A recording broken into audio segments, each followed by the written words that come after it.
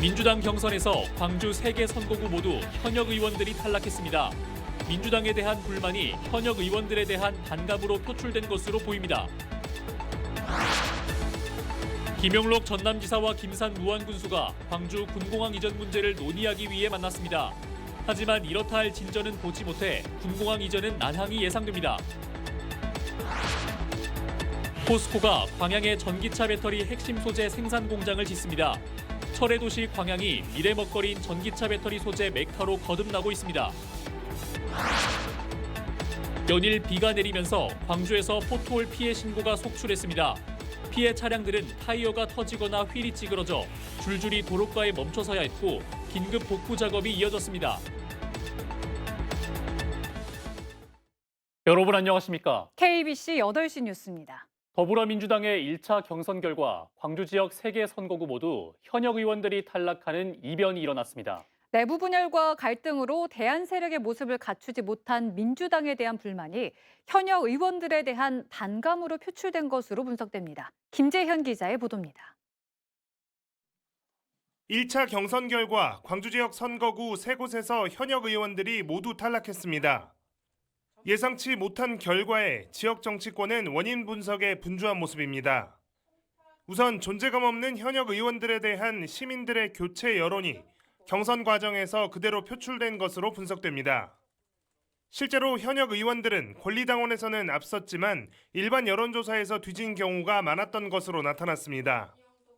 여기에 강력한 정부 심판론에도 불구하고 민주당이 제대로 대응하지 못하면서 이에 대한 불만이 현역 의원들에게 향한 것으로 풀이됩니다. 특히 광주 일부 선거구에서 불거진 불공정 공천 논란도 밥그릇 싸움으로 비춰져 현역 의원들에게 더 큰 부담이 됐던 것으로 해석됩니다.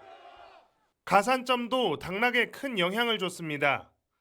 박빙의 승부가 펼쳐진 광주 북구갑과 북구을의 경우 청년 가산점 10%와 여성 가산점 25%가 결정적이었습니다. 신인, 여성, 또 청년 가점 이런 것들 때문에 도전자 입장에서 해볼 만한 그런 구도가 형성됐다고 생각합니다. 광주와 전남 18개 선거구 중 15곳의 경선이 남은 상황.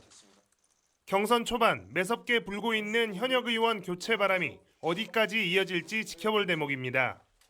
KBC 김재현입니다. 김용록 전라남도 지사와 김산 무안군수가 회동했습니다. 광주 군공항 이전 문제에 대해 이야기를 나누었지만 별다른 진척이 없었는데요. 원칙적인 입장만 확인해 앞으로 광주 군공항 이전 과정이 순탄치 않을 것으로 전망됩니다. 강동일 기자의 보도입니다. 만나기로 한 지 30여일 만에 김용록 전라남도 도지사와 김산 무안군수가 어제 저녁 비공개 회동했습니다. 각각 실무자 1명을 대동한 채 광주 군공항 이전에 대한 대화를 나눴지만 별다른 진전은 없었습니다. 김산 무안군수가 광주 군공항 무안 이전에 대해 강하게 반대했기 때문입니다. 김 군수는 광주광역시장과 전남도지사와의 3자 회담도 거부했습니다.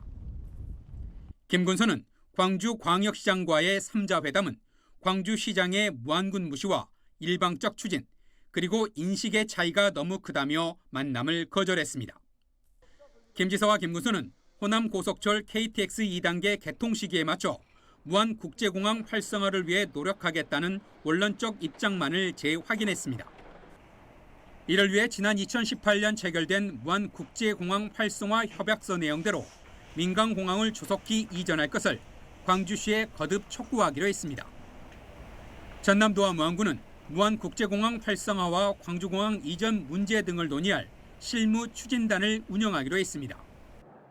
다만 실무 추진단의 명칭이 광주 군공항 이전 논의가 아닌 광주공항 이전이라는 점에서 광주 군공항의 무안 이전은 순탄치 않을 전망입니다. 전라남도는 이번 회동에 대해 아쉽다라면서도 광주 민간공항과 군공항 이전 문제만을 갖고 만난 것은 처음이라는 점에 의미를 부여했습니다. KBC 강동일입니다. 의대 증원 방침에 반발해 사직서를 제출하고 병원을 이탈한 전공의들이 정부 강경 기조에도 불구하고 상당수 복귀하지 않고 있습니다. 전남대 병원에서는 이탈 전공의 119명 중 오늘 3명만이 병원에 복귀했고 사표를 제출한 조선대병원 전공의 114명 중 1명이 복귀한 이후 추가 복귀자는 나오지 않고 있습니다. 전공의들의 이탈이 지속되면서 전남대와 조선대병원에서는 수술 진행 건수가 평소 절반으로 줄었고 응급실 치료도 중증 환자 위주로 이뤄지고 있습니다. 포스코그룹 배터리 소재 계열사인 포스코 퓨처엠이 광양에 전기차 배터리 핵심 소재인 하이니켈 NCA 양극재 전용 공장을 짓습니다. 철의 도시 광양이 미래 먹거리인 전기차 배터리 핵심 소재 메카로 거듭나고 있습니다. 박승현 기자가 취재했습니다. 전기차 배터리 소재 집적화 단지가 조성되고 있는 광양 율촌 산단입니다. 이 산단에 전기차의 주행거리를 늘리는 핵심 소재인 하이니켈 NCA 양극재 생산 공장이 들어섭니다. 포스코 퓨처엠은 한 해 52,500톤, 전기차 58만 대분의 배터리에 들어가는 양극재 생산 공장을 내년 상반기에 준공할 계획입니다. 전기차 시장의 성장과 고객의 니즈에 적극 대응하고 차질 없이 고객의 미래를 준비하겠다는 우리의 의지를 담은 투자의 시작이라고 할 수 있습니다. 양극재 생산은 전기차 수요 정체기가 거치는 2년 뒤부터 본격적으로 이뤄집니다. 이 공장에서 생산되는 하이니켈 NCA 양극재는 전량 삼성 SDI로 공급될 예정입니다. 지난해 세계 최대 규모의 제1양극재 공장 준공에 이어 이번에 이 공장이 추가로 추진되는 겁니다. 여기에 폐배터리 광물과 수선화 리튬 공장도 잇따라 들어서면서 광양이 포스코의 전기차 배터리 사업 메카로 거듭나고 있습니다. 삼성 SDI는 포스코 퓨처엠과 협력하여 포스코 퓨처엠이 세계적인 양극재 기업으로 성장하는 데 있어 기술 개발, 원소재 수급, 투자 등 다방면에서 최선을 다하겠습니다. 포스코 퓨처엠은 글로벌 전기차 시장 성장 추세에 선제적으로 대응해 2030년까지 양극재 생산 능력을 100만 톤으로 확대할 계획입니다. KBC 박승현입니다. 며칠째 궂은 날씨가 이어지면서 도로 파임 사고가 잇따르고 있습니다. 지자체가 긴급 복구에 나섰지만 한 달 새 수천 건의 민원이 접수되는 등 시민들의 불편이 계속되고 있습니다. 임경섭 기자의 보도입니다. 타이어가 손상된 승용차가 갓길에 멈춰섰습니다. 또 다른 차량은 타이어가 찢어졌고 바퀴가 휘어지기도 했습니다.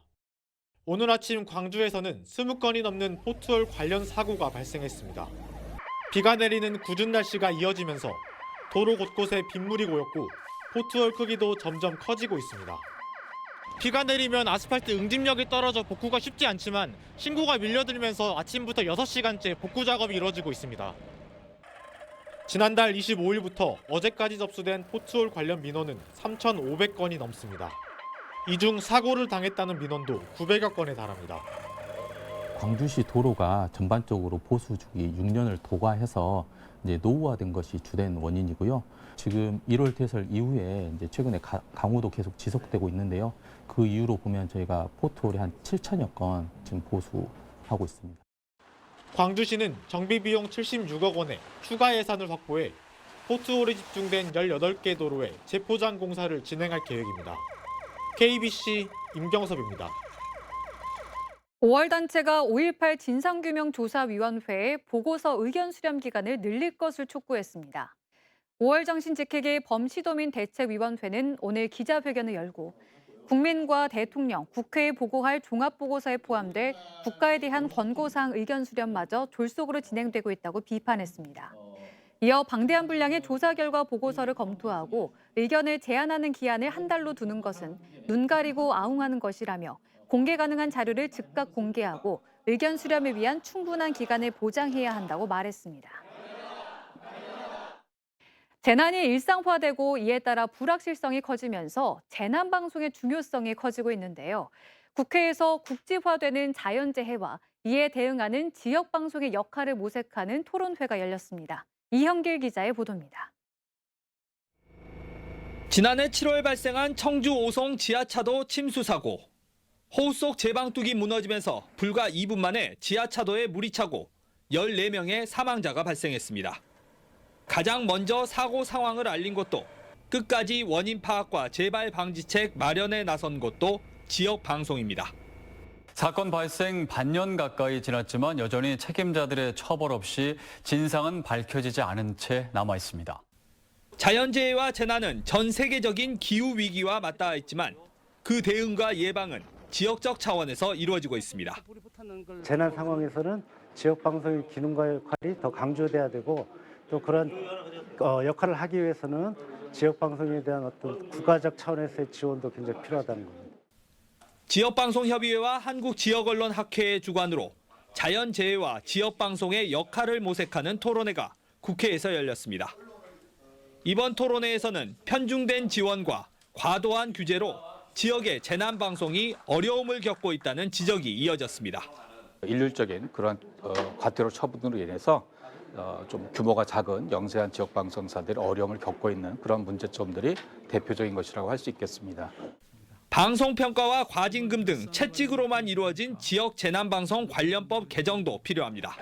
지역 방송에 재난 방송 기능을 부여하는 제도적 장치가 반드시 필요하고요. 국회는 그런 입법을 위해서 최대한 노력하겠습니다. 일상적인 불편함을 넘어 생명까지 위협하고 있는 자연재난.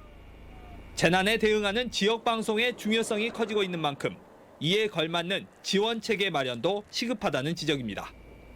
KBC 이영길입니다. 22대 총선 더불어민주당 경선 후보인 소병철 국회의원이 순천시장이 기자회견을 통해 특정 후보 지지를 자인했다고 주장했습니다.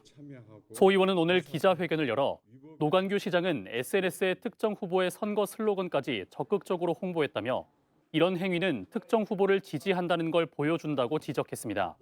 소 의원은 명예훼손과 부정선거운동, 관권선거 등의 혐의로 노관규 시장을 고발하기로 했습니다. 노 시장은 전날 기자회견을 열어 관권선거 의혹은 사실무근이라고 강력 부인했습니다.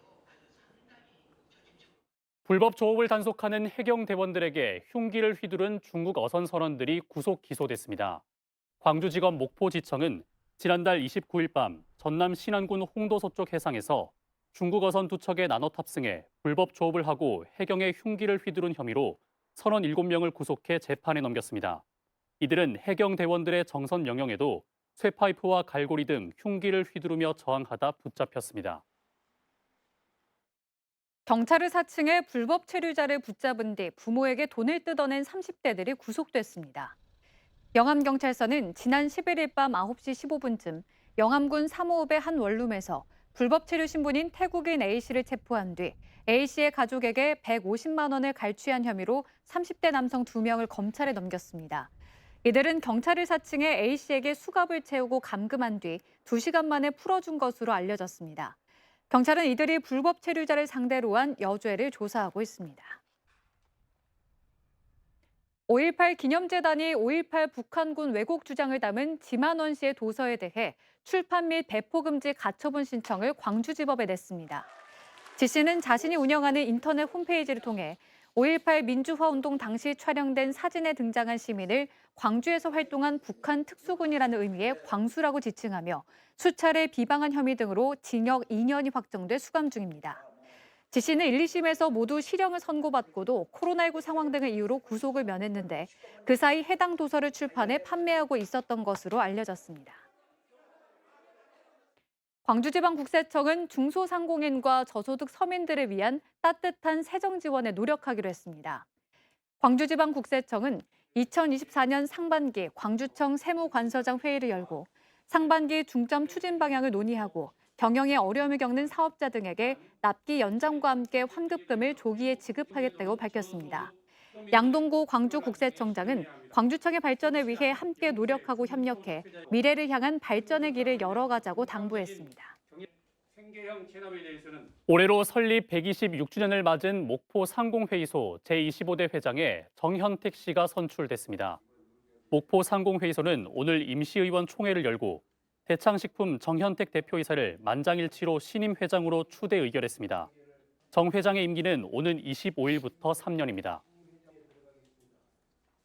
5월에 열릴 예정인 제53회 전국소년체육대회와 제18회 전국장애학생체육대회 준비상황 보고회가 전남도청에서 열렸습니다. 이 자리에서는 교통 주차 대책과 숙박, 위생업소 점검, 대회 운영 등 준비 상황을 점검하고 모든 분야에서 청소년 눈높이와 관심사에 맞는 대회가 되도록 논의를 진행했습니다. 제53회 전국소년체육대회는 5월 25일부터 나흘간 22개 시군 50개 경기장에서 열리고 제18회 전국장애학생체육대회는 5월 14일부터 17일까지 5개 시군 17개 경기장에서 열립니다.